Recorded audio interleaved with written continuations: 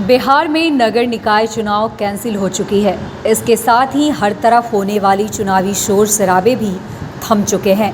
ऐसे में उम्मीदवारों की प्रचार गाड़ियां भी अब सड़क पर नजर नहीं आ रही और ना ही उनके जनसंपर्क अभियान ही देखने को मिल रहे हैं। हाईकोर्ट द्वारा निकाय चुनाव पर रोक लगाने के फैसले के बाद अब सवाल ये है कि अब ये चुनाव आखिर कब होगा। फिलहाल जो मौजूदा स्थिति है उसमें इस बात की संभावनाएं काफ़ी कम है। वहीं राज्य सरकार ने भी फैसला लिया है कि वो हाईकोर्ट के फैसले को सुप्रीम कोर्ट में चुनौती देगी।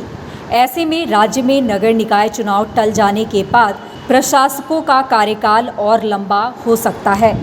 राज्य के 240 से अधिक शहरी निकायों के निर्वाचित बोर्ड के 5 साल का कार्यकाल इस साल जून में ही पूरा हो गया था।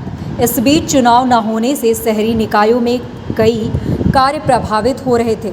इसको देखते हुए राज्य सरकार ने निकाय चुनाव तक नगर निकाय प्रशासन की शक्तियां प्रशासकों को दे दी थी। अक्टूबर में चुनाव की घोषणा के बाद उम्मीद थी कि प्रशासकों की जिम्मेदारी इसी माह खत्म हो जाएगी, मगर अब चुनाव टल जाने से यह काम लंबा खींचेगा। पटना, बिहार शरीफ, आरा, रोहतास, मुजफ्फरपुर, सीतामढ़ी, मोतिहारी, बेतिया, मुंगेर, गया, पूर्णिया, कटिहार, दरभंगा, मधुबनी, समस्तीपुर, बेगूसराय, भागलपुर, सहरसा में नगर आयुक्त प्रशासक की जिम्मेदारियां संभाल रहे हैं। नगर निकाय चुनाव में देर के कारण इसी साल जुलाई में राज्य सरकार ने 247 शहरी निकायों की कमान प्रशासकों के हाथों में सौंप दी थी।